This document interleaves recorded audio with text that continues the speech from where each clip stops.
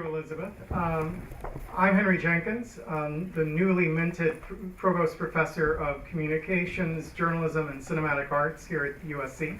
Many of you know I just moved here from MIT, so this is my coming out party in effect. Really delighted to be helping to bring to LA a tradition we started back at MIT. We've done the Futures of Entertainment Conference 4 years running there, and we've tried to experiment today with what we could do on the West Coast that will continue that spirit and that tradition. One of the traditions of the East Coast version of this is Twitter. Twitter's been a very important channel for us, and if you can pull it up, our hashtag for the day is TransH. So if any of you are out there live tweeting and you want to write about what's going on in today, TransH is the way that you will all be able to find each other, and we have really healthy back-channel dialogue that gets run via Twitter at these events. So I hope you'll take advantage of that if you're a Twitter follower, and it also, of course, helps our visibility as a conference to have some buzz going out about what's taking place here.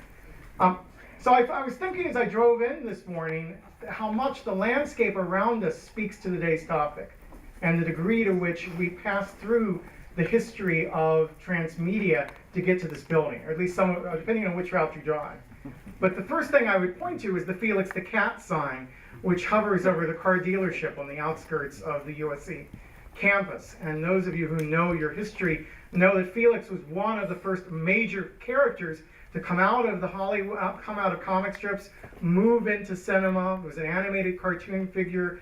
At the peak, he had a stage play. There was sheet music devoted to Felix. There were plush toys devoted to Felix. And of course, the car dealership, which dates back to the 1920s. That giant Felix is a marker of one of the patron saints of the idea of moving out from the center of a single media into many channels. Now, what's different about Felix from the modern version of transmedia is he had a systematic problem of amnesia.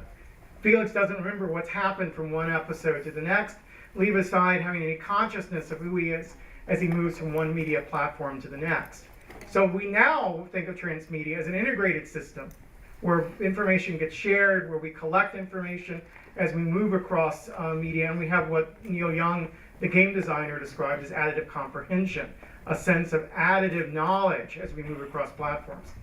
If you enter this building, you pass Douglas Fairbanks, right, and a statue of Douglas Fairbanks in the courtyard. And Douglas Fairbanks also, of course, worked on stories that started as literary sources. He's best known for swashbuckling stories out of Dumas and Robin Hood and so forth. But he also was exhibited in the great movie palaces of the era, which sought to create an immersive environment that took the kinds of stories you saw on the screen and continued them into the seating of the audience.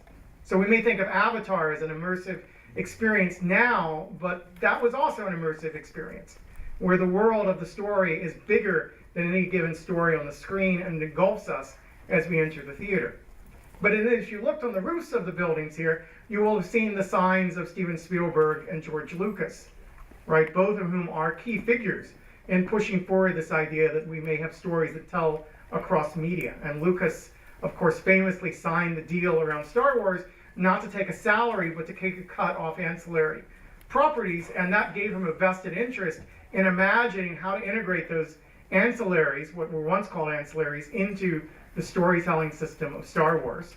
And Spielberg similarly experimented with this with Indiana Jones and a variety of other properties. The Young Indiana Jones television series, which told much of the backstory of the Indiana Jones movies, is an important step toward the discussion we're having today.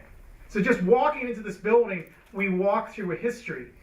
And I think this is a really exciting partnership between UCLA and USC, two of the best cinema schools in the world, who too rarely have had a chance to work together. And I think it's an exciting chance to bring those two into a shared space, because we both are deeply vested in preparing students for the future of the entertainment industry.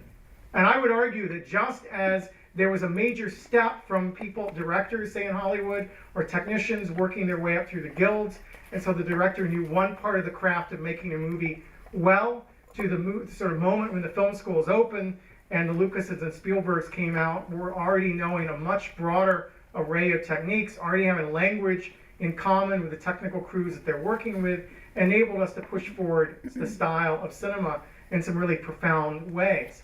We now have a potential with film schools to expand that even further, to think about transmedia, to think about how do we bring games and the web and television and film together in the classroom experiences of students, so the students we come out can talk across media platforms as powerfully as they can talk within a single medium. And this, I think, the conferences like this give us a chance to create that kind of experience for our students, to pull together the best thinking of the industry, the best thinking of the academy, to have a serious discussion of what's happening in the entertainment sector.